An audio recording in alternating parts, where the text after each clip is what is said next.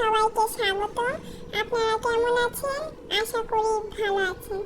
আজকে শবে মেরাজ উপলক্ষে মঙ্গলবার দিন বন্ধ, আর বন্ধের দিন মানে তো মজার মজার খাবার রান্না করা হয়। এখানে চিকেন উইংস কিভাবে ম্যারিনেট করে রাখি সেটাই দেখাচ্ছি।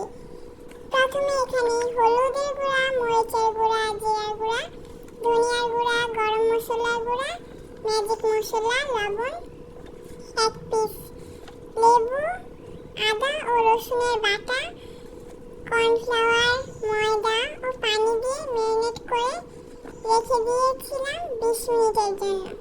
তারপর 20 মিনিট পরে এগুলো ভেজে নেই, আর পাশের চুলায় বিরিয়ানি রান্না হচ্ছে।